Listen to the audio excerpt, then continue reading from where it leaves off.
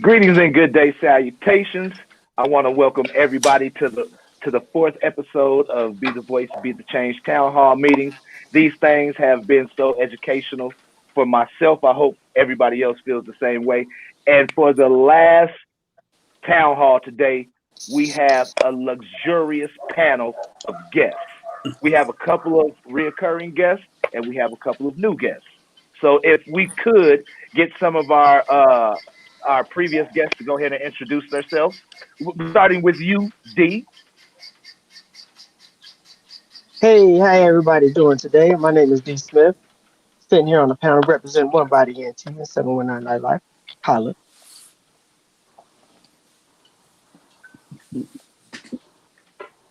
Good evening, everyone. I am Reverend Dr. Stephanie Rose Spalding, pastor of Ebenezer Baptist Church, professor and chair of Women's and Ethnic Studies here at the University of Colorado in Colorado Springs, and founder of the Truth and Conciliation Commission. Hello, everybody. Promise Lee, Relevant Word Ministries, Hillside Neighborhood, longtime resident. Hey, everybody. Dr. Nathaniel Granger Jr., immediate past president of APA Division 32, Society for Humanistic Psychology, founder and director of Be Real Ministries here in Colorado Springs.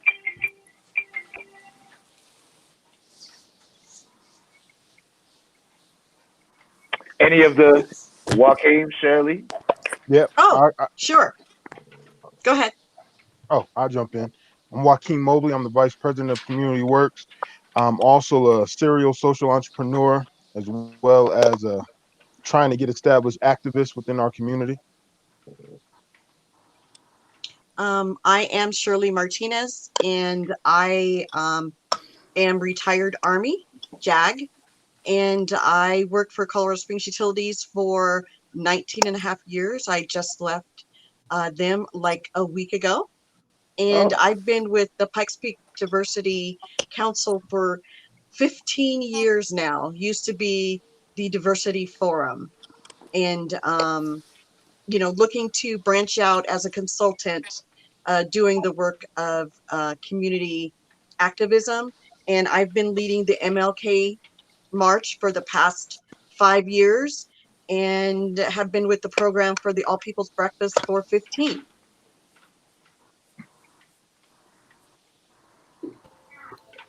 Awesome. I am Terry Josiah Sharp. Terry Josiah is just my first name. I am a combat veteran, a music executive of Anthem Music Enterprises, and I manage the only free studio, full-time studio that is located inside our Pikes Peak Library District's Sand Creek Library branch, and I manage that studio as well. And I'm a peace activist, as well as a brand new husband. So congratulations. Congratulations. Thank you. Now this question is for the three new people that we have on the panel. What do you think we can do right now to make a change in the society that we're in right now? Like everybody's talking about doing this and doing that. What do you think from a step right now? What if you could go outside and try to make a change? What would you suggest for people to do?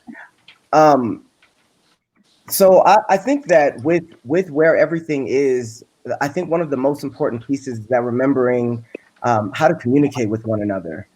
We have to remember that the biggest part, whether we see cop interactions or whatever, these are all human to human interactions, and we have to recognize how to speak to one another in a way that is going to either break through cultural misunderstandings or to congratulate each other on doing different things. But I think the most important thing is understanding how to have communication with one another, because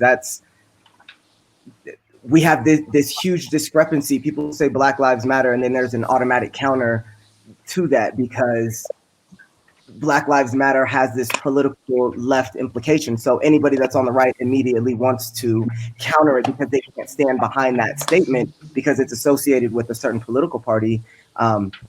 And I think we just have to remember that we have to take politics out of it, religion out of it, just so that we can have one-on-one human interaction, because that's what it all boils down to. If we can have and be greeted with decent human interaction by anybody that we come across, I think that breaks a lot of situations down from, you know, maybe these cultural misunderstandings that we like to highlight.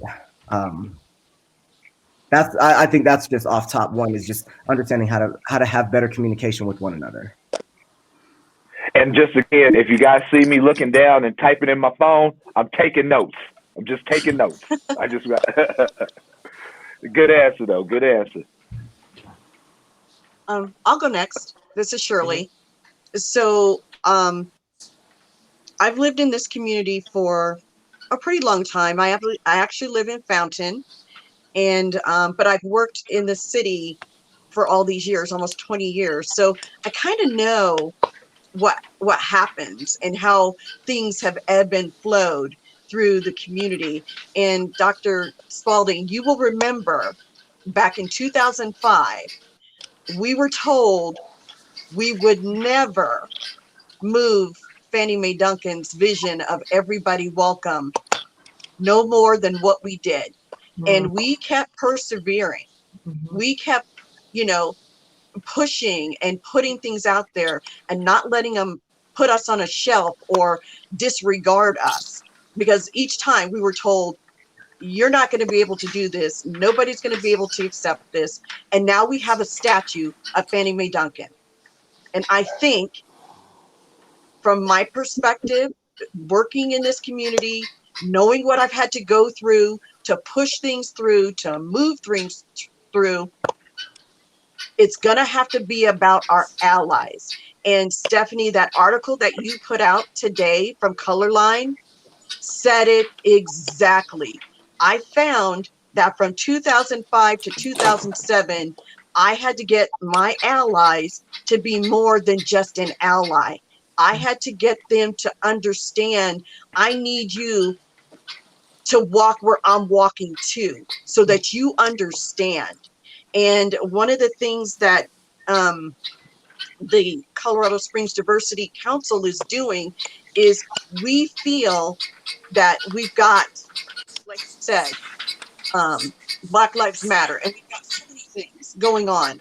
And Stephanie, you're trying to bring everything around so that we are communicating together, because I do know that is one thing in this community. If we are separate, they are not listening to us. Yeah. And we have to come together. And so a top thing for the Pikes Peak Diversity Council right now, with this movement and with where we are with COVID and our schools, is to put K through 12 education back on the table. Literacy has to be number one. And that is what we are going to be focusing on with Gary Smith and Nicholas Crutcher. We are going to be focusing on getting literature back on the table. And even with distance learning and things like that, if many of us come together as mentors for 15, 20 minutes to a student that needs it, we have got to start helping our kids be able to do the things that we're doing. Because if you remember, Stephanie, we're trying to make sure that when we're moving on, we have people to take our place. Yes. That's what this is about. And that if I can't be out there and Stephanie can't be out there, then we know there is somebody that we can reach out to and pull up to continue the language, continue the march. Don't let it go, because they will forget. They will forget they're our allies. And we need to make our allies actually the people that work side by side with us, just like they did back in the civil rights time. They were holding hands, coming across the bridge. They were getting, not that we want people to get beat up, don't get me wrong. But if you're going to step out there and you're going to say that you're an ally and you're doing it, you need to take sort of like what you said, let's just lay it out there. Mm-hmm. You're going to have to take the grief with it too. Mm-hmm. It's not something you could just step out there and have your face on something and then step back. You got to be in it all the way. And so that's what I believe, is that communication is a key, and we have got to invest in our kids now. Now's the time. Sorry, I got on my soapbox. No, that's what this is for. That that Beautiful. that And that this is what it's for. Joaquin.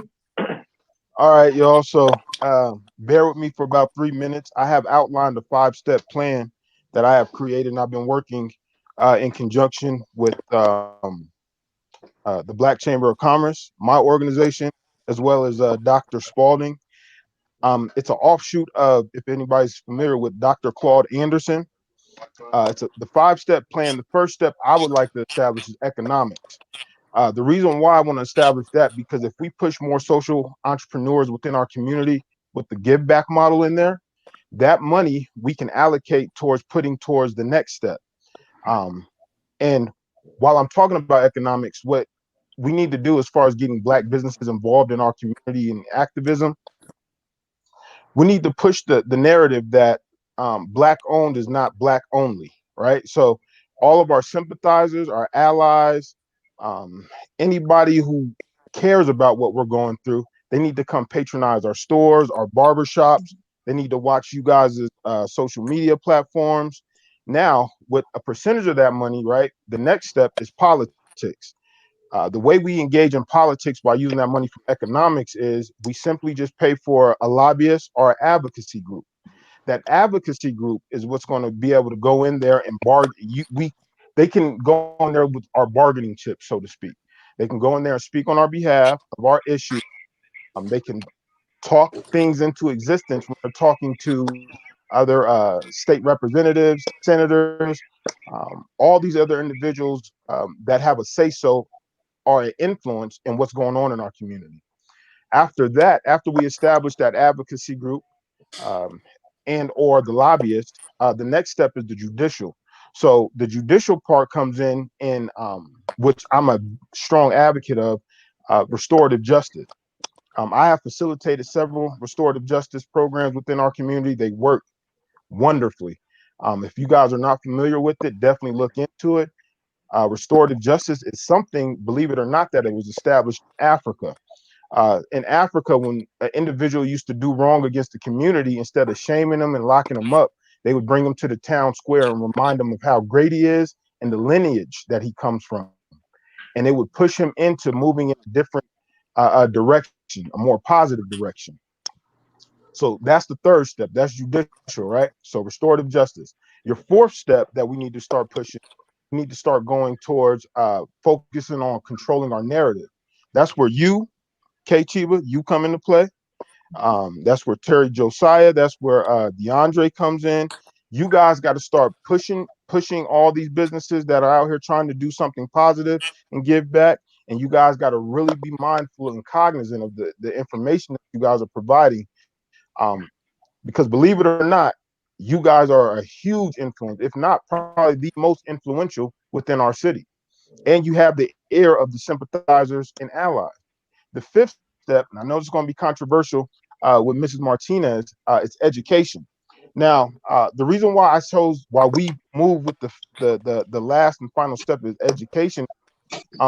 If you guys are familiar with W. Du Bois from the Talented 10, he says that we have this group of individuals in all of our communities that are just bright beyond comparison, right?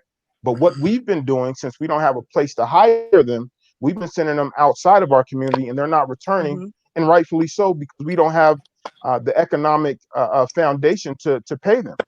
So that's why economics is one and education is last. So with education, definitely we want to start pushing people more into more productive industries. Dr. Claude Anderson said, right now, he asked, what do Black people produce right now in America? And everybody was stumped. He said, sweat. And everybody was like, what? He was like, we play sports. He was like, we need to start pushing these individuals into trades, doctors, lawyers. And that's not saying that we don't have them already, but we have so many brilliant minds that are just overlooking that as an option. So those are my 5 steps. I'm working with Black Chamber. We are implementing it. I'm working with Dr. Spalding, Senator Bennett, with Jacqueline Armendariz, and we're trying to bring as many people aboard. This 5 steps, it doesn't have nothing to do with religion, what part of town you from. It's just people who want to do right and want to push our culture and community forward. That boy Joaquin get me hyped up. That's my little cousin. I just want to throw that out there. That's my little cousin. But this dude, I call him Joaquin Hustle. He's Colorado's Nipsey Hustle. I like that walk. You get me hyped up every time. I tell you that. I gotta throw that out there again, man. I like that. D. Another solution that I think is important that I would like you guys to chime in on and talk about is voting. The importance of voting and getting out there Yes. and getting involved. So Pastor Lee, you wanna jump in there and talk a little bit about the importance of voting and you know.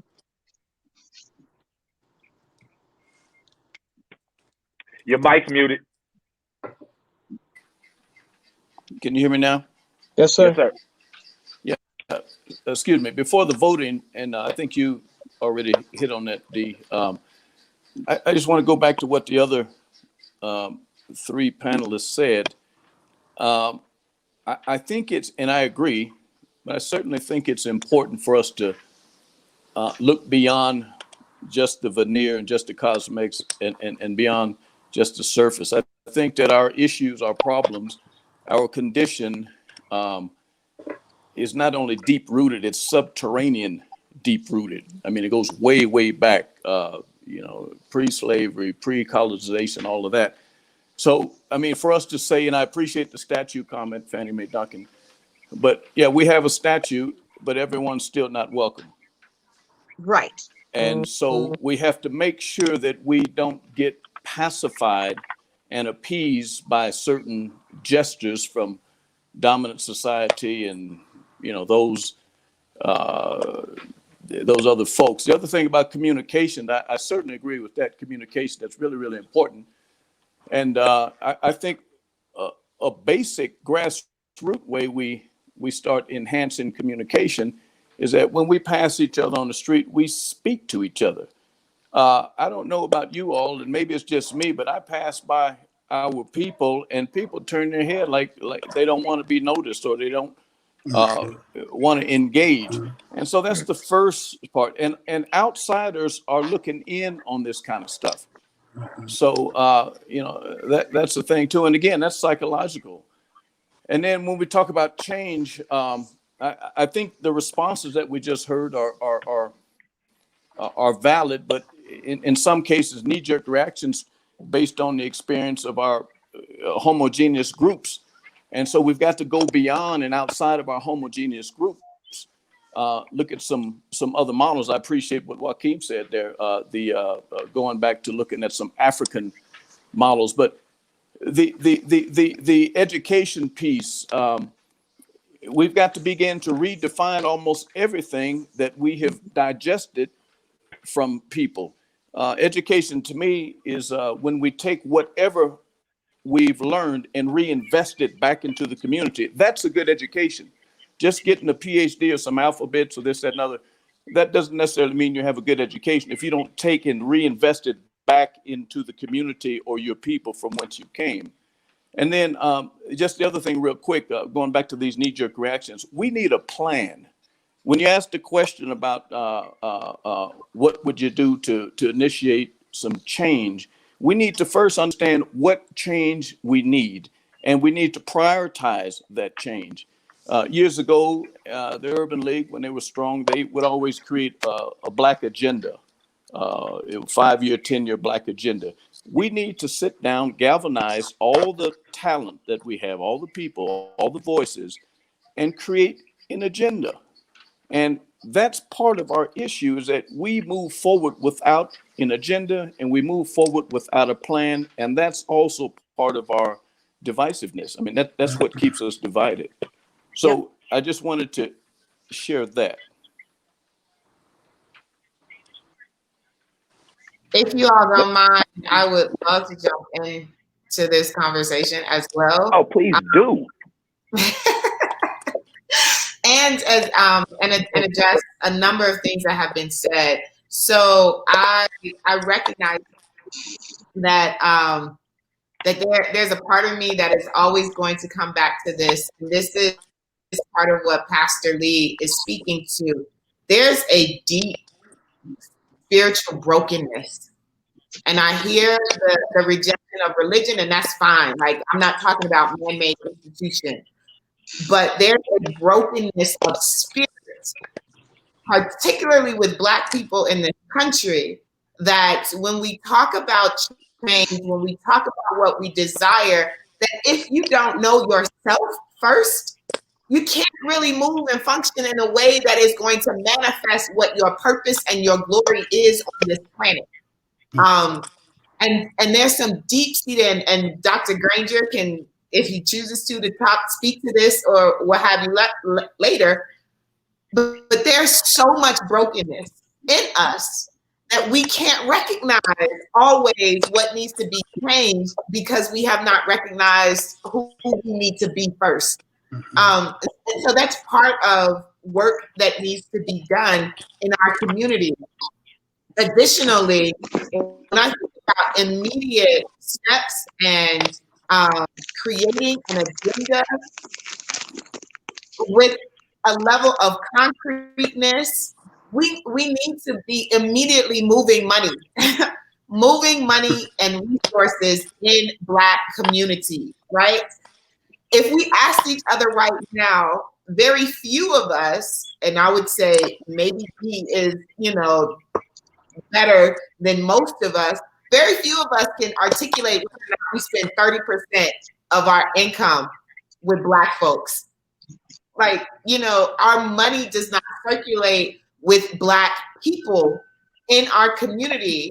And so to Joaquin's point, if we aren't resourcing ourselves, then we are funding our oppression, right? We are literally funding someone else to exploit us, and moving our minds in that way to where we are channeling our resources within our own community. And resources, not just money, but money is a part of that. There's cultural capital, there's human capital, networks, all of those different things to help build what we need to build for our community. And then, yes, to Dre's point about voting, so we're celebrating the primary just happened in Colorado, and there was an uptick in people who participated in the primary versus when, prior times before. When I'm in community, whether that's the Southeast side or Briargate with Black people have no idea who they are voting for and why they are voting for them outside of what letter is behind the person's name. We have got to do better in educating ourselves about who is running for office, what their agenda is for this community. And I say this community, I mean Colorado Springs, El Paso County writ large, because we live with the impacts of those decisions for lifetimes, right? Trying to undo police brutality is because we have DAs from times past who would never prosecute law enforcement, right? So we live with those decisions. Everybody's talking about getting rid of Donald Trump well, not everybody, but many of us are talking about getting rid of Donald Trump. What he has done to the court system will last a generation. Yes. If he is out of office in November, and he needs to be, we are still going to live with the impacts of the 4 years that he put in. So it is our responsibility to educate and to show up for ourselves. But we also have to first begin honoring ourselves and who we are as a people in spirit, in mind and spirit. I got a question. Yes. If I could jump in, if I can just piggyback off that. I'm sorry. Am I interrupting? No, sir. Go ahead. First of all, let me say I'm very hyped about what I'm hearing, particularly at the outset when Terry Josiah said that we need to communicate, and Pastor Lee came back and he talked about we're not communicating one with the other, and then Dr. Spalding, when you mentioned that that as a people, we are broken. We can come up with different goals and different plans, and it's amazing and it's important that we do. But I believe the paramount goal for the Black people in our community is to implement healing strategies to empower our minds and our bodies to repair Mhm. generations of psychological damage. Right. Pastor Lee talked about this goes way, way back, and we are carrying and wearing the scars of our ancestors, and we are traumatized, and we're trying to operate and maneuver through and past these scars. We need to heal these scars. You know, the ongoing occurrences of fascism and racial trauma, these are the things that increase the risk of us internalizing acts that threaten and perpetuate the intended destruction of the Black community. We don't speak to one another. Why? Because we're broken. We have a self-hatred that we need to deal with. We need to get to a place to whereby, as Dr. Spalding alluded, we have to get back to a place to whereby we honor ourselves. Mhm. Angela Davis, and I have a quote here. Angela Davis warned us, in a racist society, it is not enough to be non-racist. We must be anti-racist. We have to Right. get to a place that just because we say Black Lives Matter and Black Lives do matter, it doesn't mean that we are hating the other group. You know, I'm Right. very much pro-Black. I'm very much pro-Black, but it doesn't mean I'm anti-white. You know, if my pro-Blackness calls me to be anti-other, then I'm not honoring myself, because when I'm not honoring other segments of humanity, then I'm not honoring every part of myself. And so we have to really focus on our psychological health. As a therapist, I work with, right now I work with Caucasian, I work with Blacks, and I work with several Asian clients. And it's sad because a couple of my Black clients, one in particular, my Black clients, they can just not show up for a session and be a no call, no show. And you know the policy with a no call, no show, there's a fee that you have to pay, Yeah. because I'm still here, you taking someone else's slot. My A couple of my Black clients, they don't want, they're no call, no show. They don't want to pay on time. They don't want to do the right thing. My Asian clients, they pay ahead of time. Sometimes they prepay. And so I have to be really mindful of how do I strategically work with my own people, because my own people are so broken and so hurt. And we know the adage, hurt people hurt people. That's why Black on Yeah. Black crime is still the highest rate of crime in our nation, because we're hurt and we're hurting each other. We have to get to a place of where we psychologically heal. And let me say the importance of psychology just before, and I don't want to take too much time, but psychology itself, Black people have historically steered away from psychology. We steered Mhm. away from getting the psychological help we need. Understand the word psychology within and of itself simply means, it comes from two words. A logos, the Greek word a logos, means the study of, and psyche means soul. So therefore, psychology is literally the study of the soul. We need our souls to be healed, and we need to work very diligently on that aspect before we even move into other areas of implementing strategies to help the community. If I can chime in, I completely agree with everybody. However, as far as dealing, like, I I'm into the MRT, the moral recognition therapy. I'm a facilitator of that. I'm a psychotherapist. Um, Yes. what I found is that it's a cultural issue that we're having. So a Mm-hmm. lot of these issues, I think we're going to have to break them down on a molecular level, right? And start working on these in-house, right? So a lot of us, for instance, like during the crack era, which a lot of us in this on this uh, uh, stream have grew up in, we're still recovering from that epidemic, Mm-hmm. right? Mm-hmm. As a result of that, a lot of us, not me, my father, I was fortunate to have my father around, but a lot of my friends and family did not have their father around, right? And so it's hard for them to learn how to be men when they weren't raised by men, Yes. right? So this goes into the education piece of it. Mm-hmm. When they're in school, we definitely need to be pushing that. What is a man? Like, what makes a man? How do you become a man? Things of that nature. And a lot of it is on us, though, right? So, like, um, especially with K Chiva, DeAndre, anybody who's controlling that narrative right now, um, the stuff that K Chiva does, where he's always posting his son and having fun with his son, that is very influential, believe it or not. You know what I mean? So those little steps right there, showing us an alternative and giving us a different narrative as far as a black man being a great father, I think is going to start resonating with a lot of us. And you're starting to see it.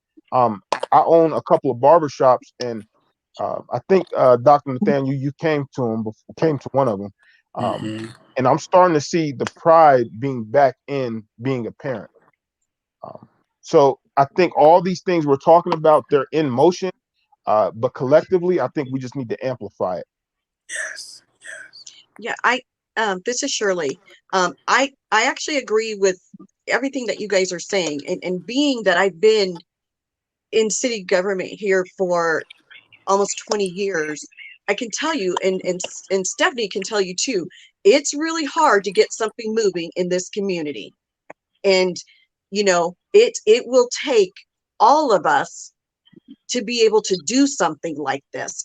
And the reason that the Pikes Peak Diversity Council settled on education for K through 12 is because personally I've known multiple kids within all the school districts, and I'm not trying to get on teachers or anything like that, but our minority students, our BIPOCs are just passed on and on and on, and not really getting the Mm-hmm. appropriate education of learning how to read basic things that they need to be able to be an entrepreneur or get a degree, whatever that is, or be a laborer or anything like that. And I have twin grandsons that are 15 now, and I got them back at 11. They went with their mother and they came back, and they were in the Texas system. When I brought them back, everything they had learned previously that we had helped them with, they lost. And we had to start from scratch with reading and arithmetic. These are the things with these generations that are coming up, with our future voters, all of that. We have got to take notice of that.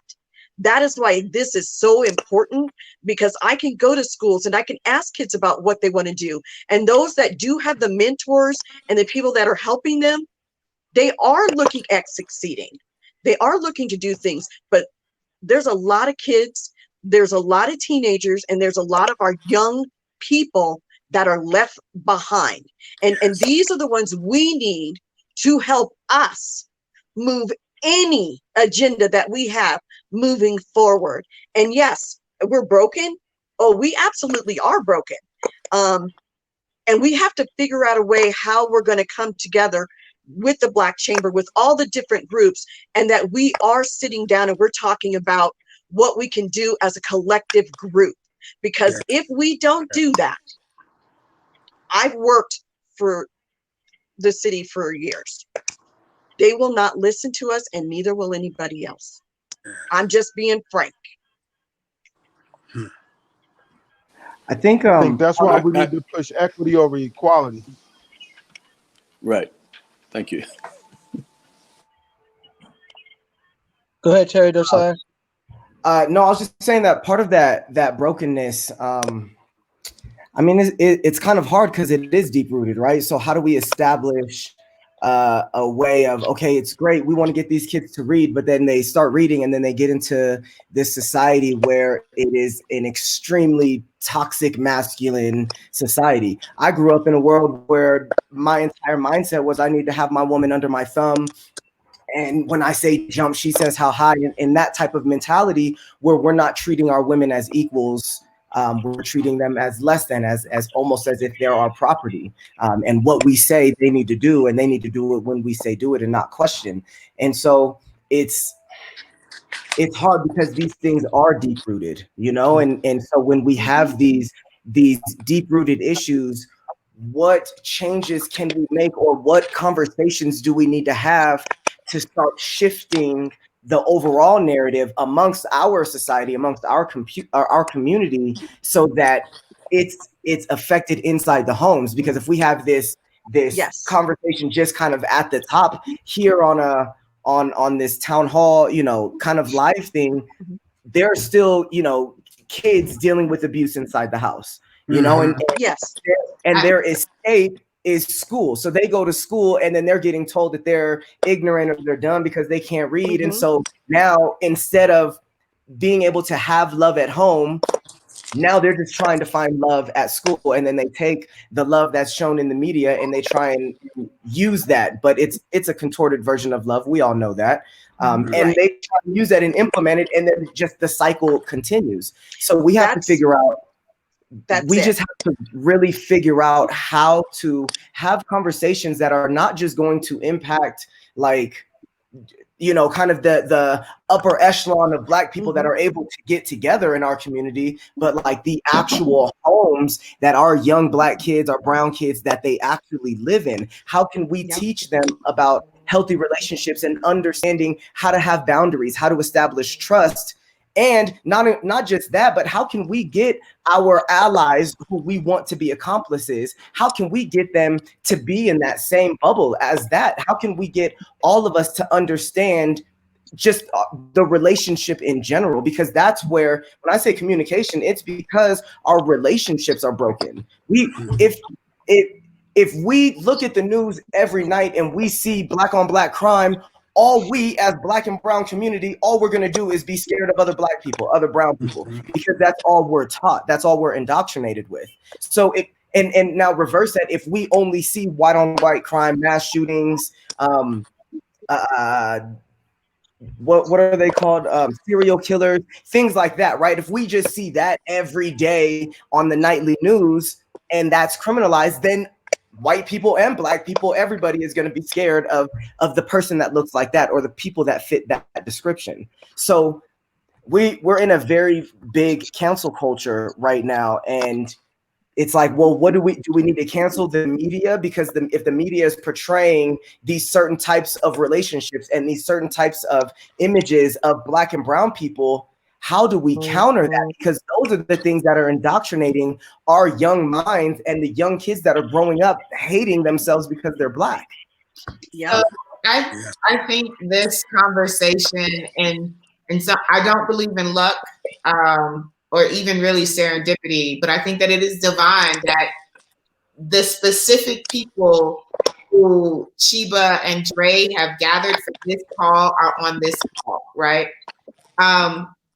I think Pastor Lee has given us something that we can take the next month or 2 months as community with all of the networks that we have. Are there technical difficulties, or is that silence? I think that, can you hear me? I can hear you. So I think that.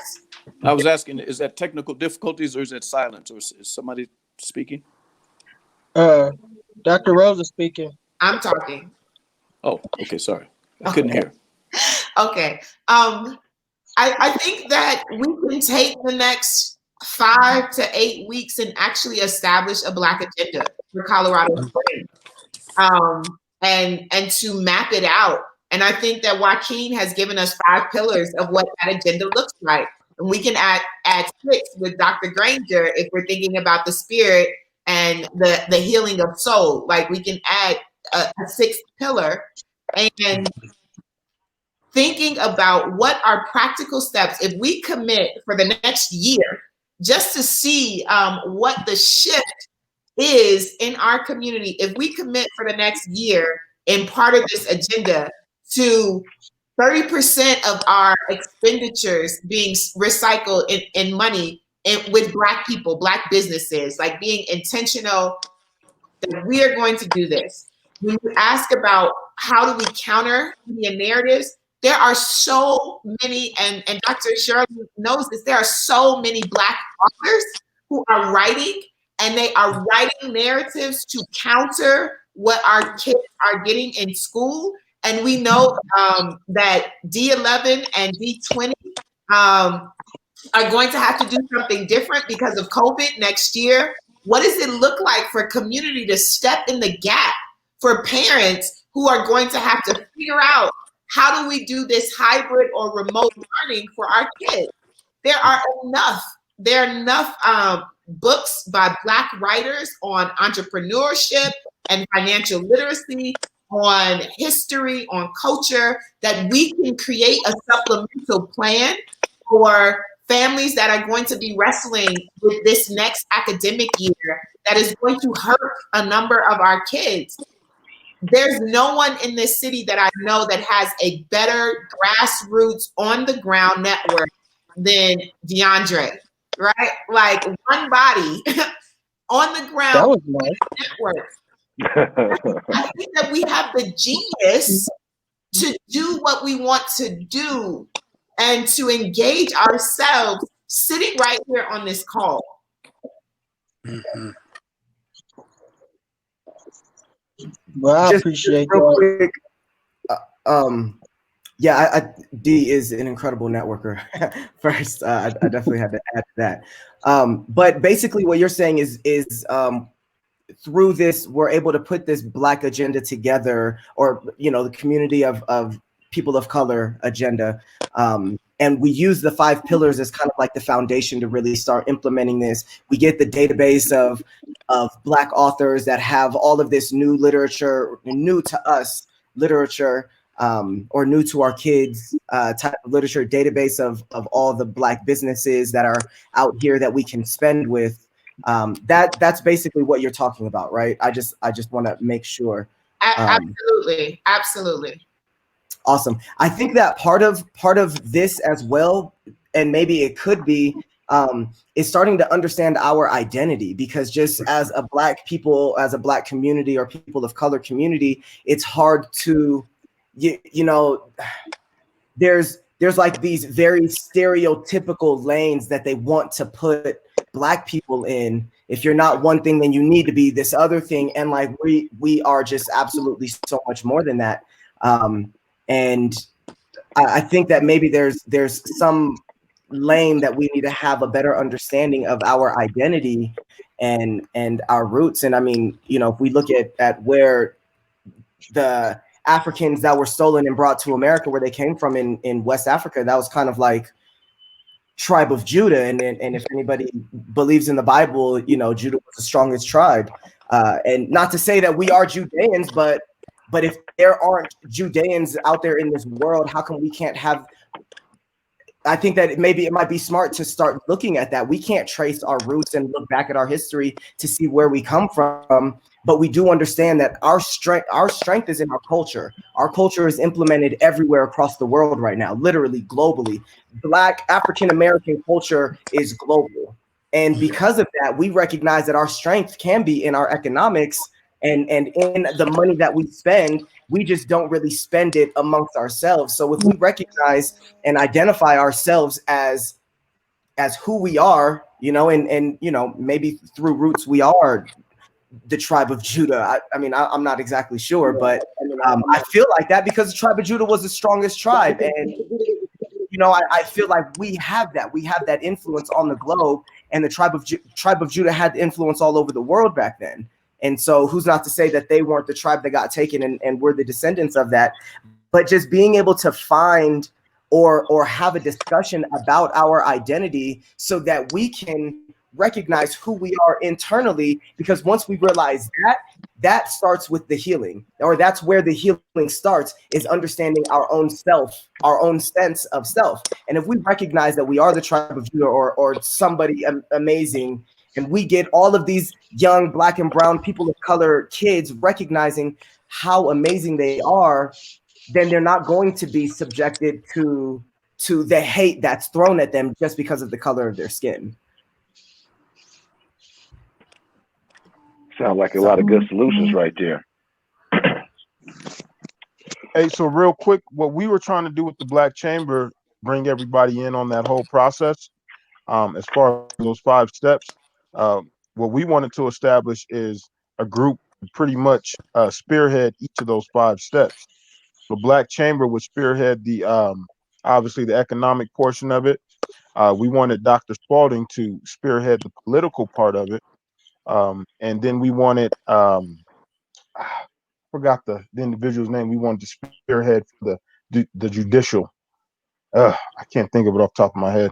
And then the media. I mean, who better than Kate Chiba and DeAndre, right? And then as far as education, I mean, Dr. Spalding, you if you don't want to lead that as well, I'm sure you got other people that can step in, right? Um, but I think, like you said, we have everybody here to put it together. It's really just about setting time aside, coming together, and then really talking about how we're going to spearhead each one of our sections. We come together, I don't know, maybe monthly, talk about what we got going on and how we're going to keep on progressing. And I see when we look back in a year's time, we're going to see a huge change, a huge change. And this is something that we can sort of manufacture, for lack of a better word, and take this across the nation. You know, I think we're at the perfect spot as far as in Colorado, because there's not a lot of blood feuds out here between African Americans, like if you was to go to LA or New York or Chicago. So we can really lead the way, showing how we can work together, and then we can take that to bigger and more trying areas, implementing what we have here. And as far as spearheading a section or one of the agenda items, I really again submit to you if you would add the psychological piece to that, because that is so very important that we address our historical trauma. And so I think that's going to be something that's going to help better unite us as a people. And so we have to put that, and I'll be happy to do my part in spearheading that piece. Great, we signing you up right now. So you in charge of that. Man, I feel like I'm in class right now, like I'm in a college session right now. I love listening to y'all, man. So And with one of my I'm sorry, go ahead. with my experience with the city, of course, and military judicial, because I was the chief legal at JAG at Fort Carson. You know, I can help out where I can now that I'm retired. I have a little more time to spend with some of my projects that I'm working on. And one of the ones that has been near and dear to me is that we as a county, because I believe that, you know, Colorado Springs, Whitefield Security, you know, all of us in the area, El Paso County, we matter. And a lot of times they disregard those of us that live in other areas because they think we're less than. And I'm looking at, when we're doing this, we're inclusive of all of that, because I think it takes all of us to make this happen. And the reason I say that is because almost 25% of people in Fountain work for the city, you know, or this much. So it's not just, you know, with Springs. This is spread out all over because we're all part of that interconnected network with the city. And I truly believe they call us the Olympic City, but we're not Olympic City until we're all together. Because we're more than that. Pastor Lee, you got any comments before Chiba moves to the next subject? Yeah, I appreciate my brother, Brother Mobley there. You guys may or may not know, but if you can see him, that's my T-shirt he's wearing. Yeah. He stole my workout plan 10, 15 years ago. So I haven't been able to regain, because he won't share the plan back. But yeah, I appreciate those 5 steps, and they are extremely important. And for me, again, I think the importance of having an agenda, having a plan, it's extremely important. When we look at societies historically, and all the way even African societies that were successful, they rest on 8 pillars.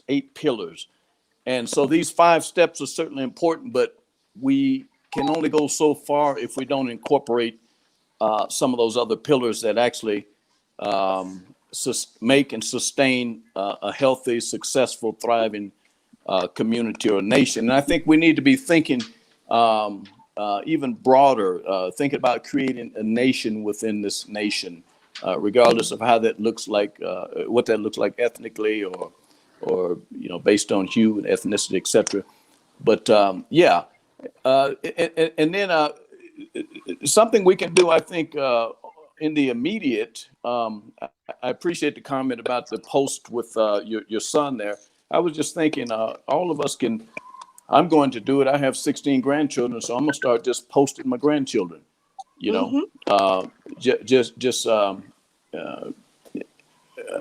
Re-emphasizing the importance of that. I don't like being on the media and stuff, but I think that's one way to start communicating. That people model what they see modeled.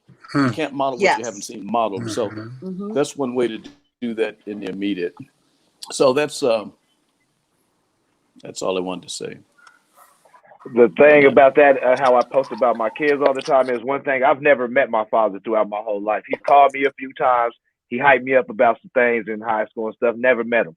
That's why I post my kids like I do. I want them to know that I love them 100%. You know what I'm saying? Like when I go to Joaquin's barbershop, when I go to my cousin's barbershop, I love taking my kids in there for them to experience that type of stuff, because that's something that I didn't really get to do with my father. My uncles and all of them took me to do that, but I just want my kids to understand that I love them unconditionally. Like, I didn't get that growing up, but it's gonna start with me in my household for them to pass it on. So yeah, and I think we can encourage. You guys certainly have a medium. I think we can encourage people to start speaking to each other.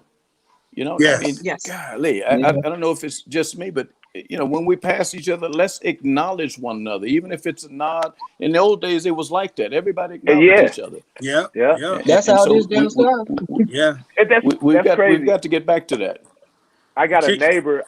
I stay in a gated neighborhood, and one of my things is when I grew up, if my mom was a teacher for 32 years. I got that right this time. My mom was a teacher for 32 years, and when I would come home, she wouldn't be there because she was still working at school. But I could come home, go to my neighbors, go across the street, anybody in my neighborhood, I would be able to go over there and be cool with them. Stay there until my mom came home. They would feed me, whatever. Nowadays, it's weird. Like, I try to acknowledge some of my neighbors, and they'll look at me like I'm trying to rob them when I'm trying to say hello. And all I want to do is just be courteous and say, hi, how's your day going? And it's not even like that nowadays. It's weird how we got to get back to that, like you were saying, though. Well, I think you're starting with your kids, raising your kids and showing them unconditional love, even though you didn't receive that from a dad. And what I'm hearing is that you're breaking the cycle. There were some cycles that you were caught into, but you determined within yourself, I'm going to break this cycle. I grew up in the ghetto of Chicago with a whole lot of negative family crap. But I had to determine within myself that when it came to my kids, I had to break the cycle, not so much for myself, but for my children. And so I'm hearing is even what Pastor Lee is saying, speaking and honoring our children. What we're talking here is breaking these cycles and getting back to a place where we need to be. I shouldn't even say getting back, but getting to a place to where we need to be as a people. But we have to break these cycles that have been placed upon us by societal injunctions and racism and all of the negative that has been put upon us. And that seems like it would be a good fit under the, adding that 6th pillar, psychological pillar, healing and breaking generational curses. Absolutely. We can understand how to move forward now. Yes, we have to acknowledge the past in order to move forward, but we have to acknowledge it, and making sure that we're able to acknowledge it, accept it, and then move forward from there, and making sure that we move forward in a way that's going to heal our generations to follow us instead of damaging the ones that are following us. Because for the most of us, we all grew up in the situation where the generational curses were what were sustaining our communities. you know, and we have to break that. Those are the things. I mean, you know, I grew up in the 80s, so you know, that crack epidemic was real, you know.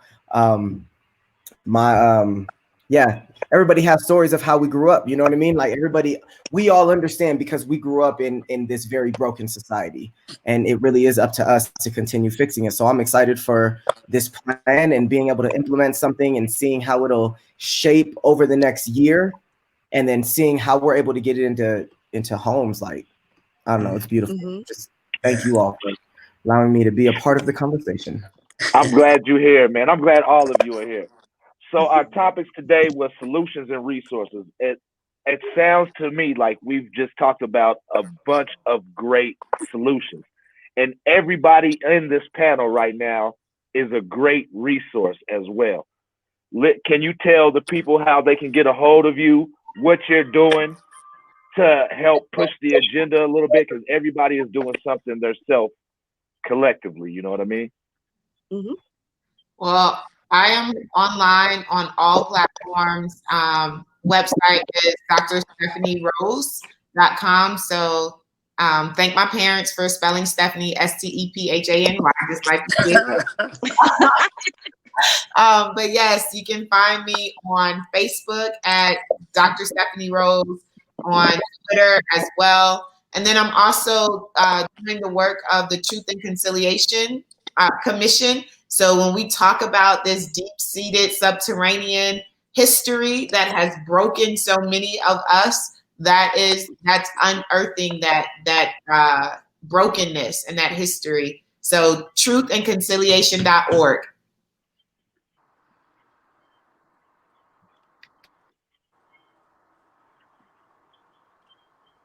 I too I'll go can be next. reached on any on the various platforms. I do on IG. I do a therapy Thursday with my son, Gods of Groove, Stevie G, and so I can be found on IG, Facebook as well, LinkedIn, and the other.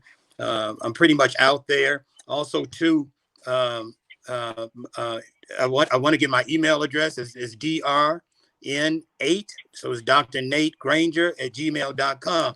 And also too, if you're looking for good reads, I have a book here, a book that I'm happy that Routledge published it this past October. It took 10 years in the making. A book with Lewis Hoffman and myself, Humanistic Approaches to Multiculturalism and Diversity. An excellent book. It speaks of white privilege. It speaks of microaggressions. Also, too, another book here, Stay a While, Poetic Narratives on Multiculturalism and Diversity. And so I do a lot of work around multiculturalism and diversity. But one book I want to encourage everybody to get. This is a book from my colleague, Dr. Kirk Schneider.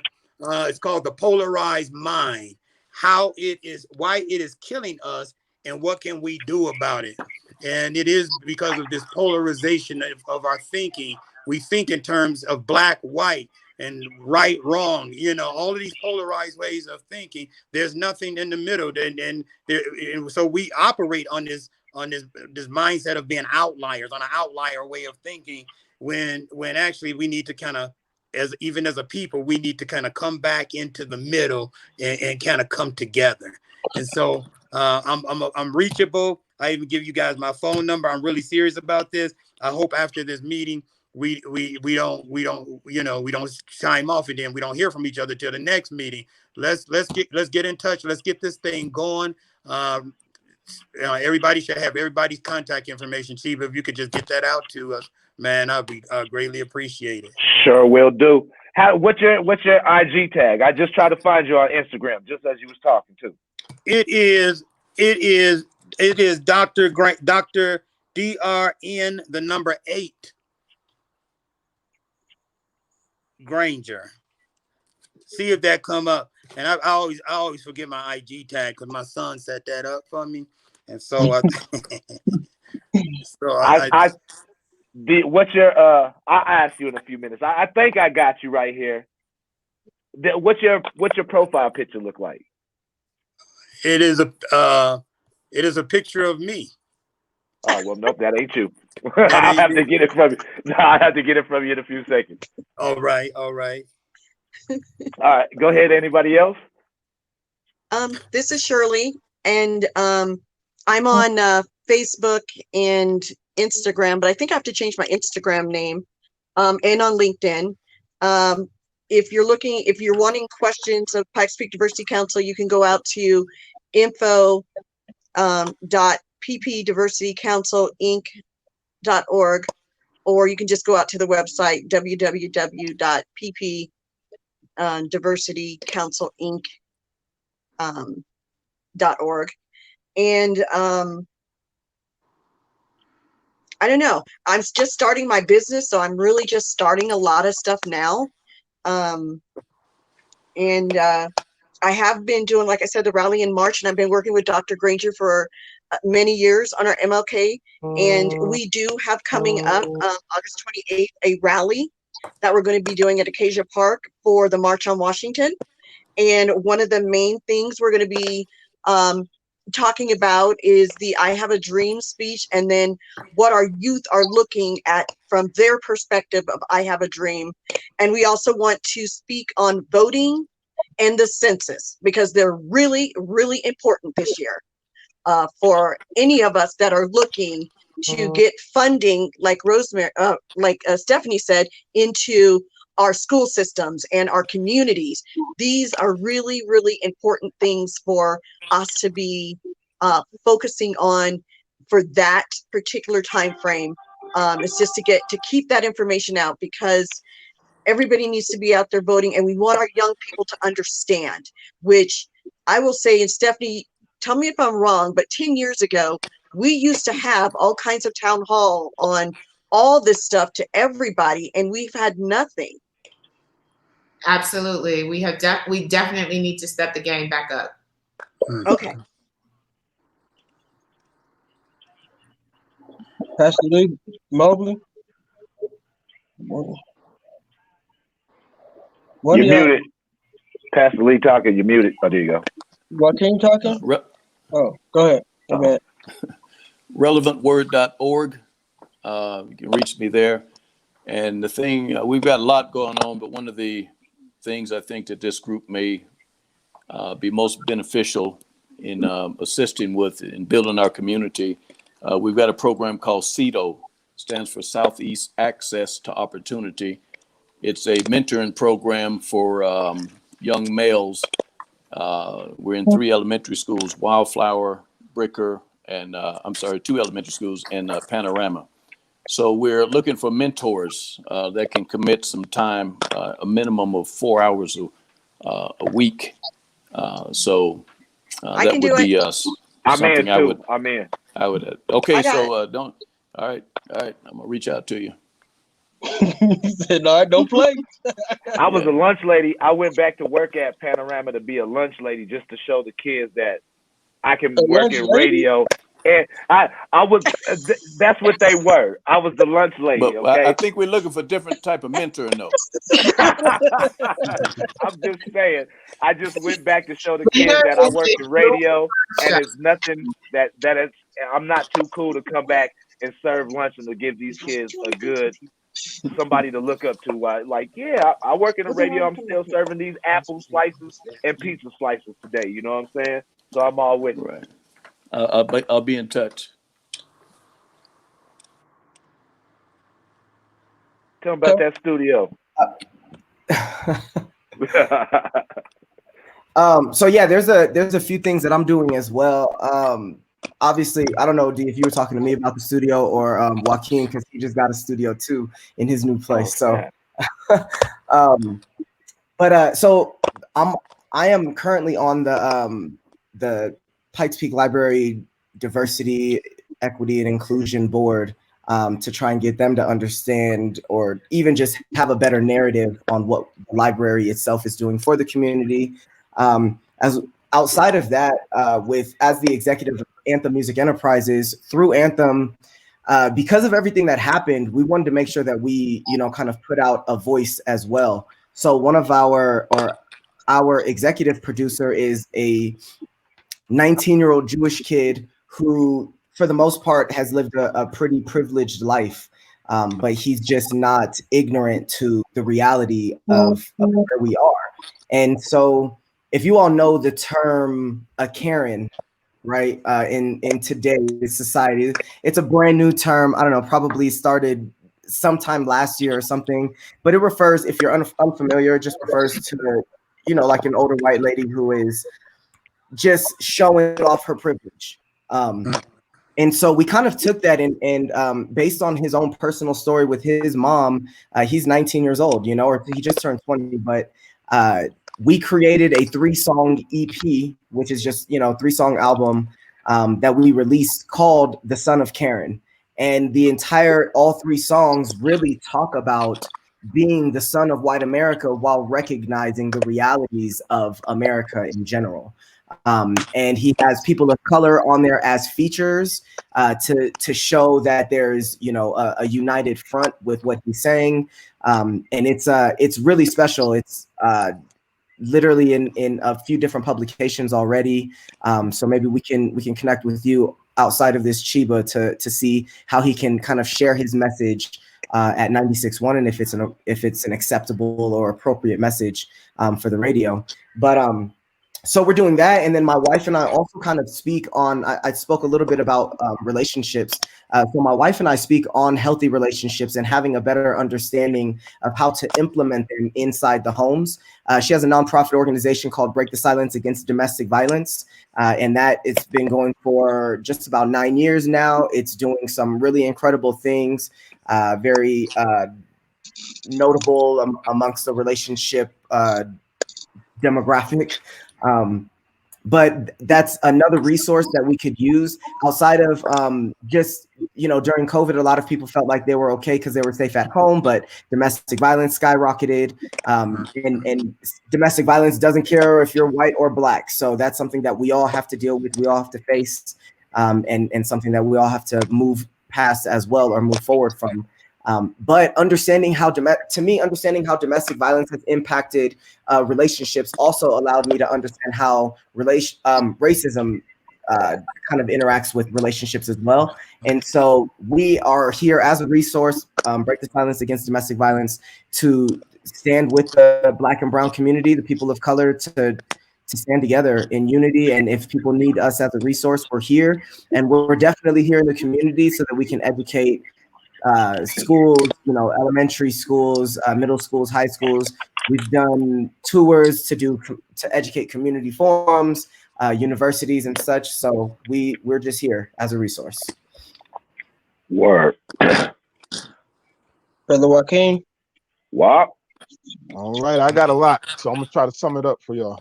As Yeah, I give it mentioned, to I'm the vice president of Community Works. We have several sites. We have Colorado Springs Works, Denver Works, Aurora Works, and we are in our infancy phases of Atlanta Works, and we are now in current talks with operating in Chicago, Florida, and what's the other one? I don't know, it's another one. So what we do is we provide short-term industry recognized credentials. So right now we've served over 5,800 people. The individuals who have went through our program, we are actually able to keep the recidivism real low. We're around 2% in comparison to what the state has, which is 48%. Recidivism is people who get out of prison and go back, that whole revolving door. So we're able to do that and get people employed. Right now, our employment rate is around 90%. So if you're coming through our program, we are actually helping you get a job, which potentially can turn into a career. As I mentioned, I'm a serial entrepreneur. I have several businesses. I have 2 barbershops. I have a asphalt company called American Seal Coat, which we are a DBE. I also have a tattoo shop with the music studio in there. I have a tree removal service, which is doing pretty well. And we also are opening a restaurant here in the next 2 weeks called Everybody Eats. Now, I went on and I mentioned all these businesses to let you know that everybody that we hire there, or that I work with, that partner, with somebody who was incarcerated, that I was incarcerated with. And now, since I have a platform, I shared it and created an opportunity for all these individuals. And we hire people coming out of prison or the county jail, or people that are just on hard times, just to give them that undergird of financial stability. We also are funded by the Department of Corrections, the Department of Labor, the state of Colorado, and we work closely with the federal government implementing their Employment First program. So we're very established. We've been around since 1995, and we're constantly growing. We're actually launching an app called Community Anchor Academy, which is a basic outline or quick snapshot into some skills that you need to get a job, to stay engaged with our program, and seek opportunities via our platform. So that's some of the stuff that I do.